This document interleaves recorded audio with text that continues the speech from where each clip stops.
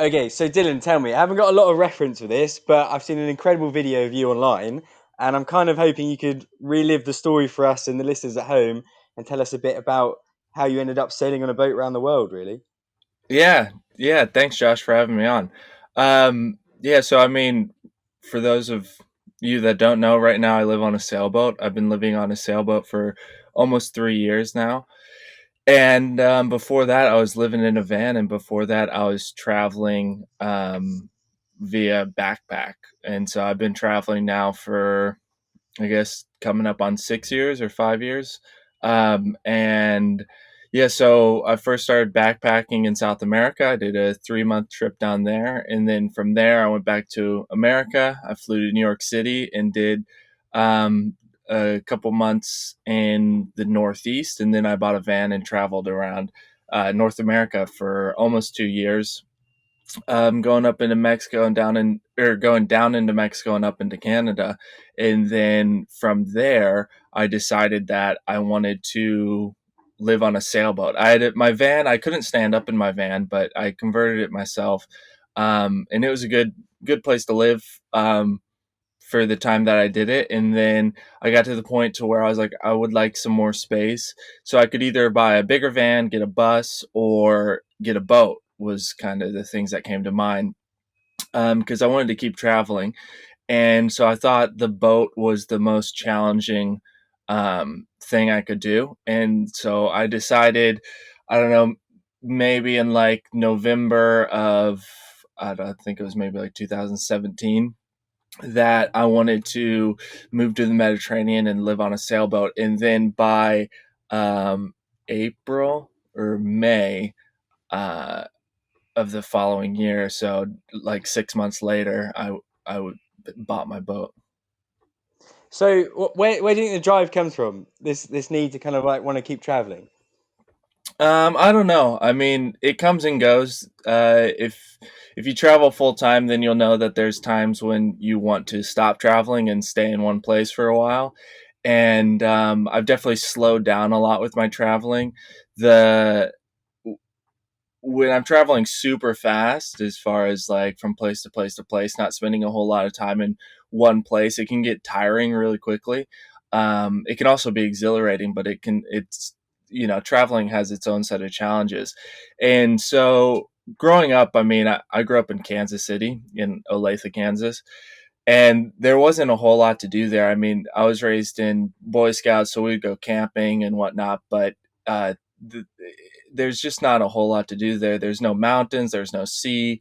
There was one lake, really, that was like an hour drive away that you could go to and hang out at and camp there. But other than that, there wasn't a whole lot of outdoor activities, as far as, things that I'm interested in, which is like being in the mountains, rock climbing, at the time, or now for me, it's all water based. So being on the water, being in the water, under the water.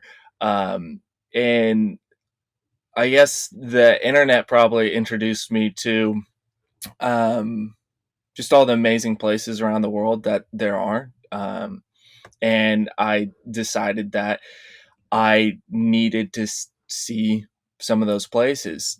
To me, there was almost a bit of an obligation of thinking about, okay, just 150 years ago, really, it was almost impossible for somebody to be able to see the whole world or see large portions of it like we can today. And so there was a bit of an obligation of like, okay, well, this all has been set up now. And so now I need to go see it and experience it because, these people in the past history have built this system that now allows for it.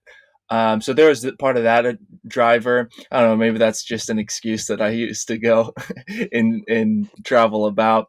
Um, and but yeah, there's a lot of different driving factors of wanting to see the world, wanting to experience different cultures, and wanting to experience different yeah, types of people and how people live in different places. And um, I feel like you in the Western world, you can fall into a box of like, this is what life is and this is how life works, as far as you get up and you go to your job and you work on a computer, or you work in a warehouse or whatever it is you do, and then you go to the grocery store to get your food, and then you cook, and then you go to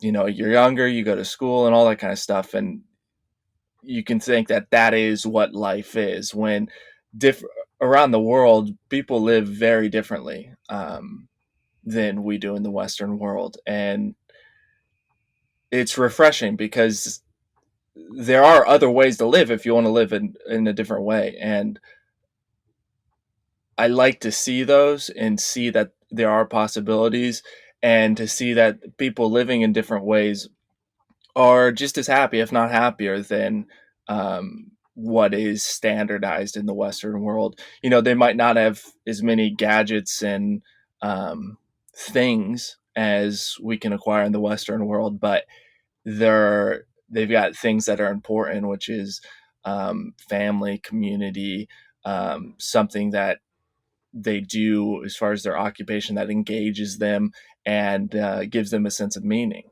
When you talk about sort of traveling and stuff, and you're getting this sense from people, was this from the first trip in South America, or did you kind of have a taste for travel a bit earlier on? Did you ever go on any trips before that?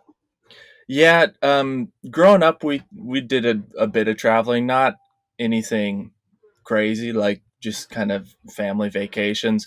Like I said, I grew up in Kansas, and so we had family down in Texas, so we would go down to Texas every couple years, and then had family in Colorado and friends in Colorado, so we go to Colorado to the mountains, and then we liked.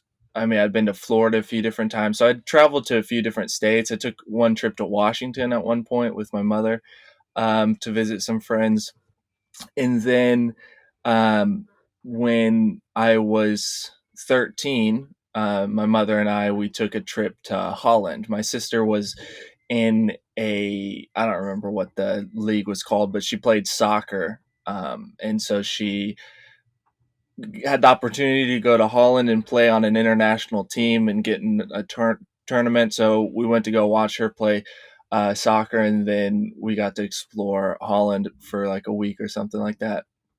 And then in high school, I took 3 trips to Honduras, 3 consecutive years, and and then I mean, growing up, we took a few cruises, like family cruises through the Caribbean for like a week or 10 days, something like that. Um, but that was probably all the traveling that I had really done before and I had taken a trip to Canada, a fishing trip to Canada with I call him my surrogate grandfather because we're not really related, but he was like a grandfather to me.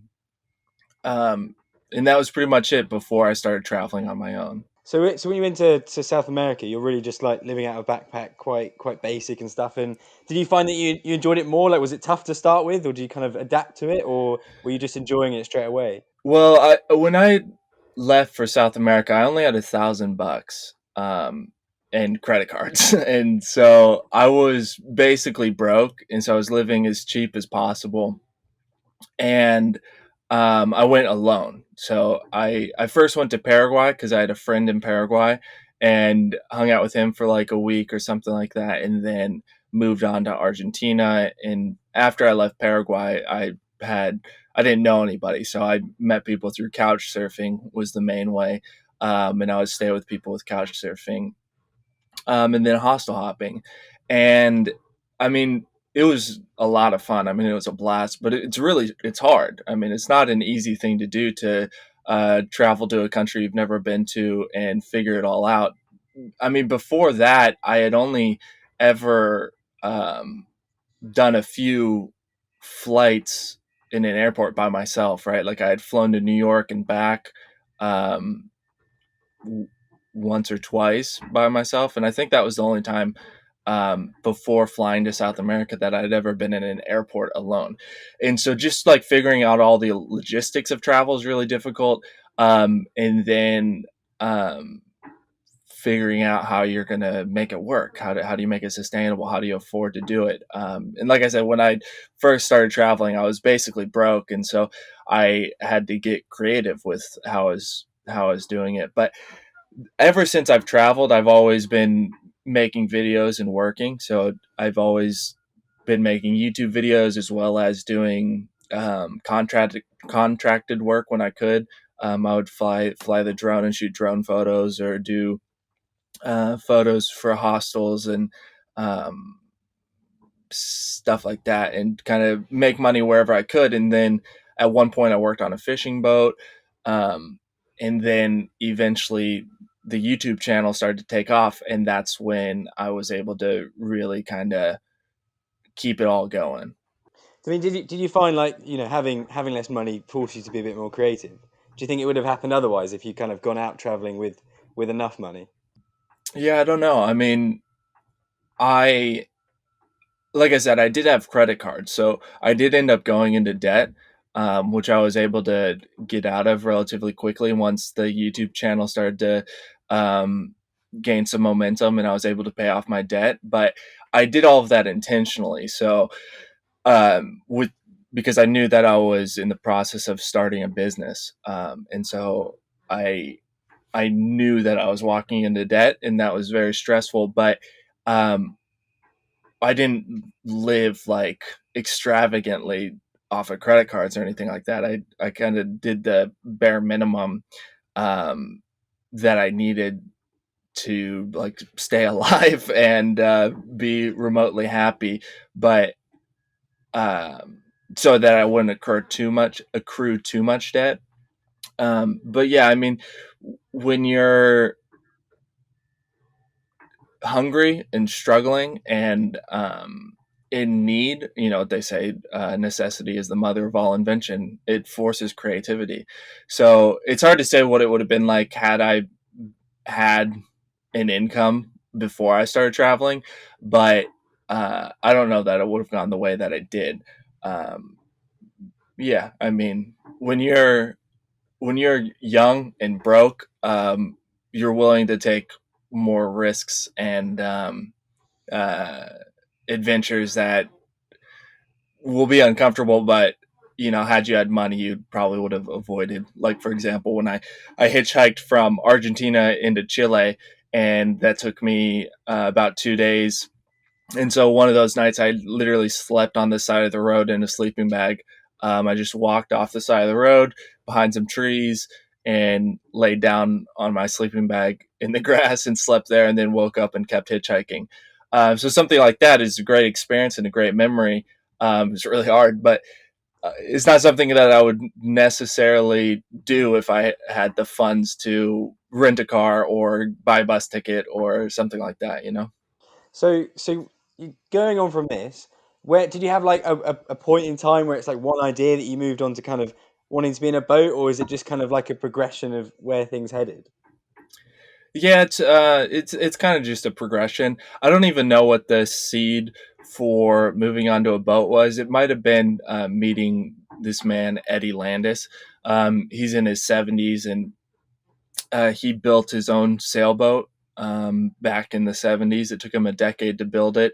It's a pretty big boat. It's a bit bigger than my boat, and he that was kind of like my first introduction to sailing. As far as um yeah, I don't know if I had ever been on a sailboat really before that.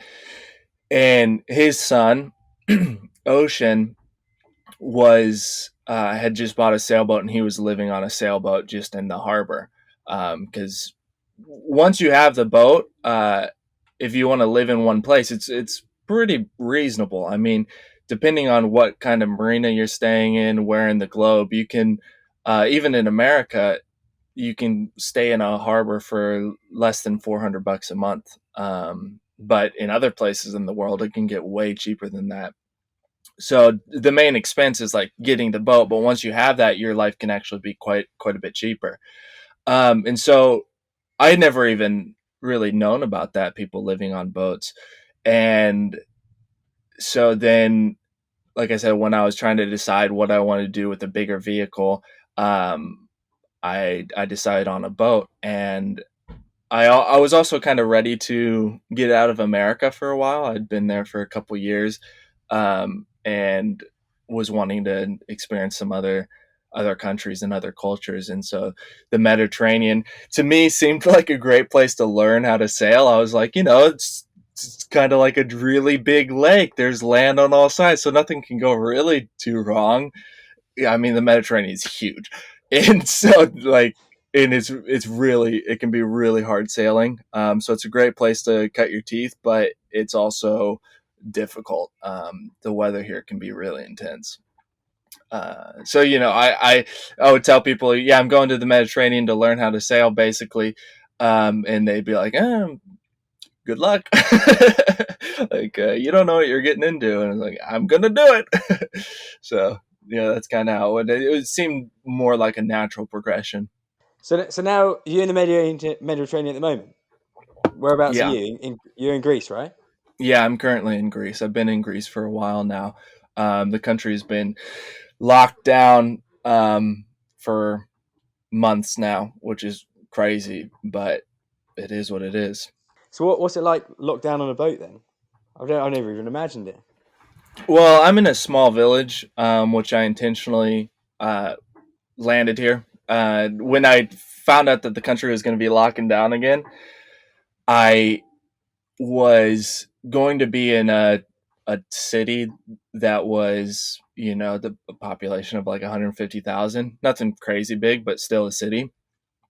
And when I learned that the country was going to be locking down, I was like, okay, well, I'm getting out of here. I don't want to be in a city. That's like the last place I would want to be.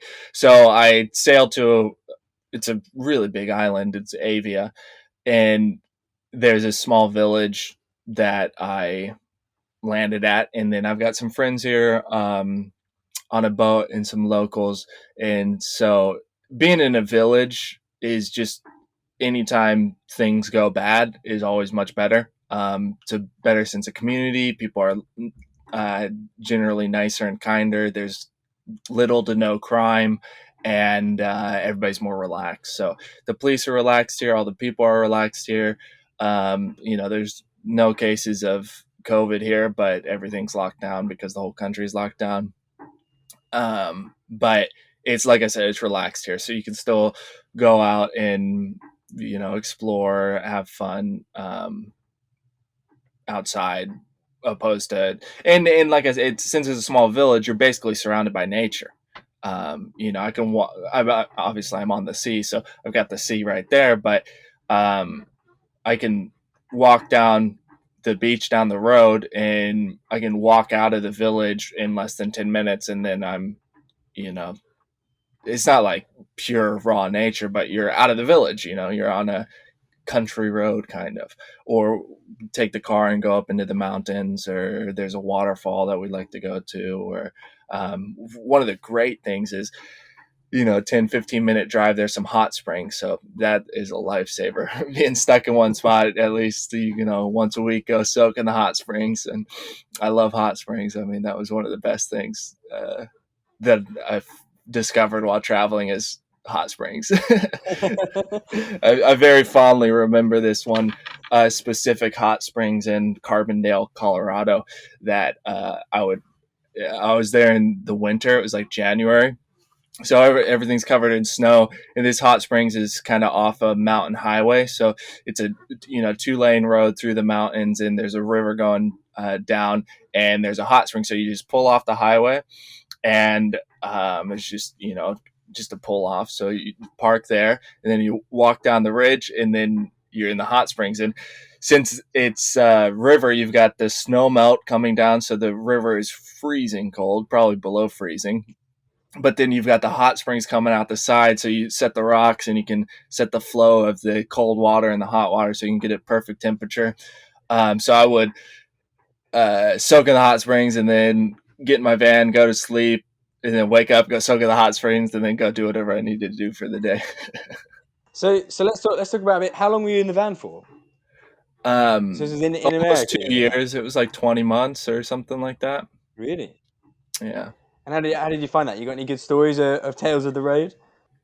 Well, I first moved into a van out of necessity. Like I said, I was traveling by backpack, and I I did that for like 6 months basically, and I was like, okay, I want to keep traveling, but 6 months at living out of a backpack is tough.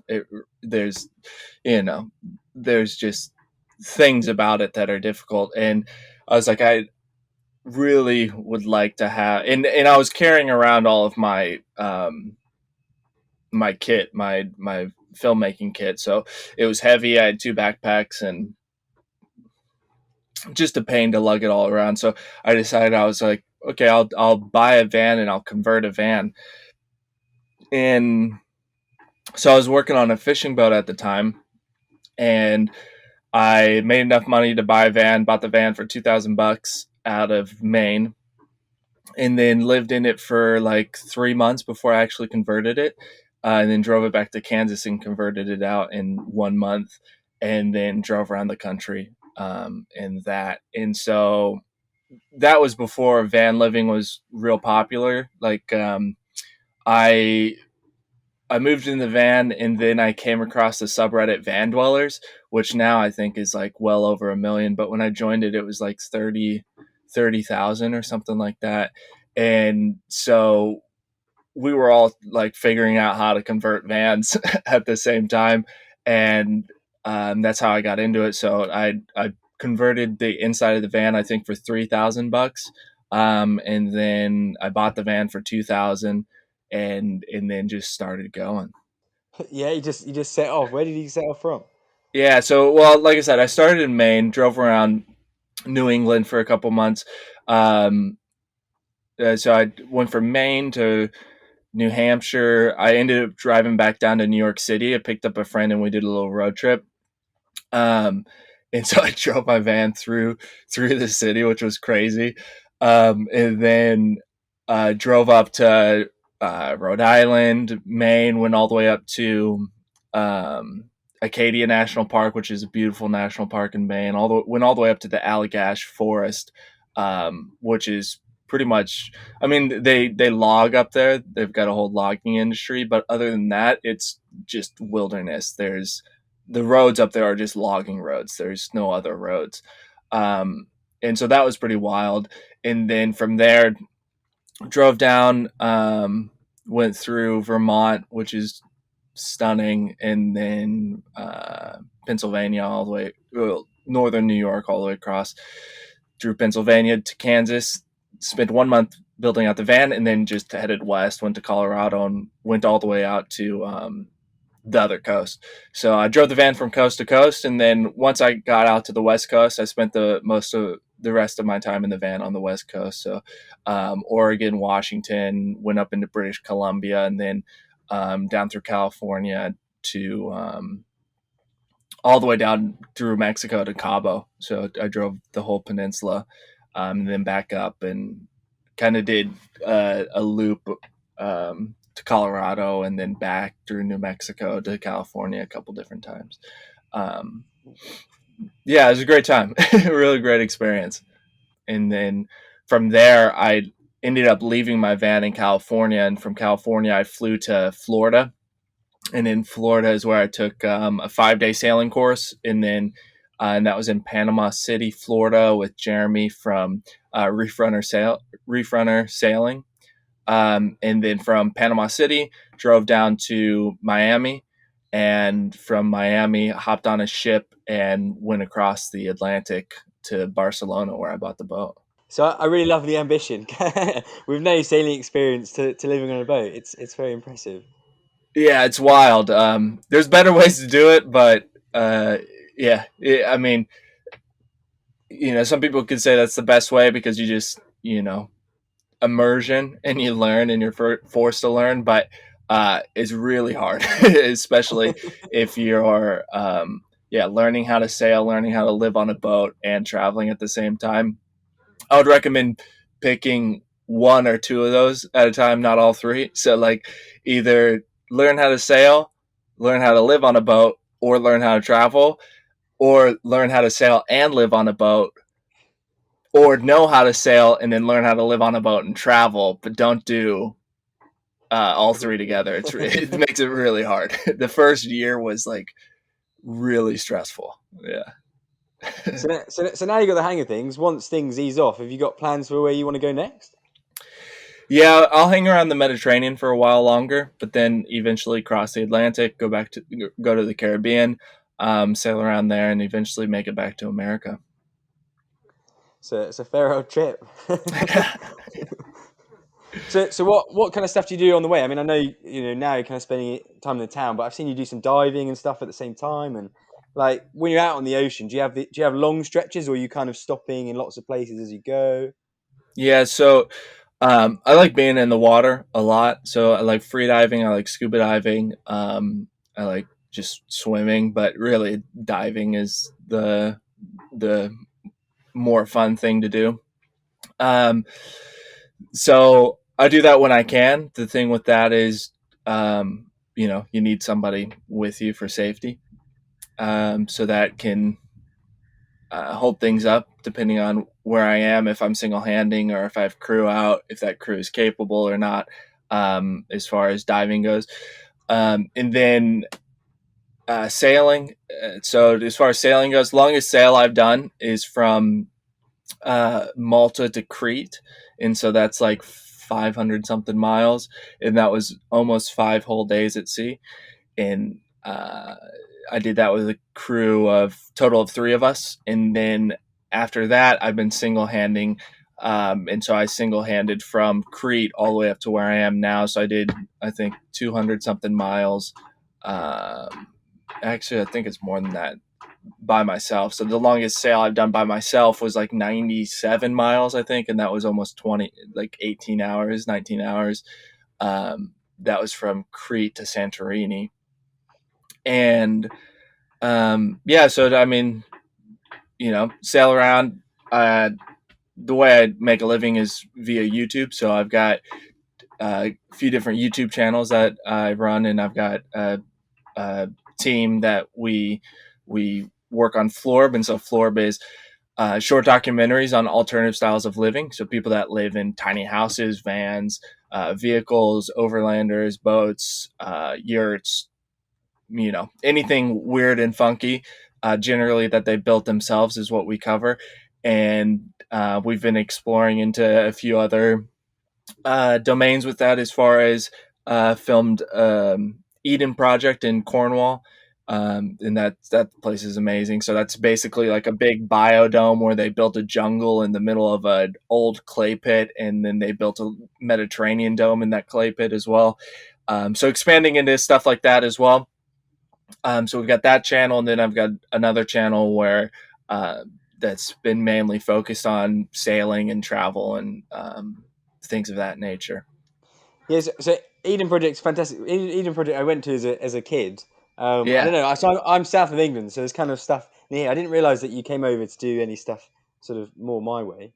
yeah, that was about a year, no, 2 years ago. I took a trip to the UK and did a road trip around the UK and filmed a bunch of stuff. So I got a van and was living in a van in England or in the UK for 2 weeks, 2.5 weeks, something like that, and drove to Wales, drove down through Cornwall, drove across the south to which is south of London, all the way south. Uh, I don't know, what's that Brighton place maybe. called? Yeah, Brighton, and then from Brighton went up through Bath, all the way up to Scotland, and then back down to Bristol, and then from Bristol left the van and hopped a hopped a train or a bus back to London, and then flew back to, at the time, was Bulgaria, was where I had the boat. I had left the boat in Bulgaria and took that trip to the UK, filmed, I don't know, like 15 plus videos in those couple weeks, and then um, yeah, went back on the boat, did a road trip around Romania, and then started sailing again. So I've done that a couple times. I took a trip to Portugal like that last year, just before the pandemic hit. Yeah, it was February of last year that I took a trip to Portugal and did this a similar thing.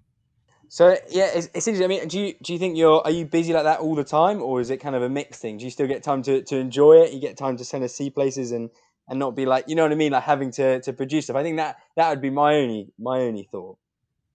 Yeah. I mean, I like I said, I've slowed down a lot since I've been traveling. I travel a lot slower than I used to, and I've learned how to make it more sustainable. So what I found is doing trips like that, where 2 3 weeks, I just kind of bang it out and work really hard and do a lot of filming. Um, is kind of the best way for me to do it. Then I just focus on that for the 3 weeks or whatever, and then I've got a more relaxed period where I can do the editing and other types of work that need to be done, but at a more relaxed pace, and still travel and sail and work on the other things. So I find that to be the best for me. But yeah, like I said, I've slowed down a whole lot now, and well, especially now. I mean, I haven't moved in a while, considering the lockdown. But um, you know, yeah, I just take it slower, and there's always work to be done. But yeah, I've balanced it out a bit more. Sounds good.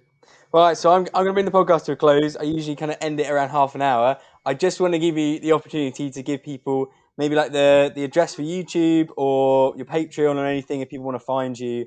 This is a good opportunity to do it. Yeah, so if you want to check out the channels, there's Florb, Florb, and that is a contraction of the two words floating orb, because we live on a floating orb, which is crazy, just floating around in space. So Florb is where you can find the short documentaries on alternative styles of living. And then if you just type in Dylan Magaster into YouTube, the other channel will pop up, and that one's based more around travel and sailing and diving and things of that nature. So Dylan Magaster, it's DylanMagaster. You can also find me on Instagram, same thing, Dylan Magaster, and that's pretty much it. It's been a pleasure to have you on. You're the first sailing person I've had on. So it's been good to chat to you. Yeah, thanks for having me, Josh. I appreciate it. See you later, Dylan. Bye bye. Cheers.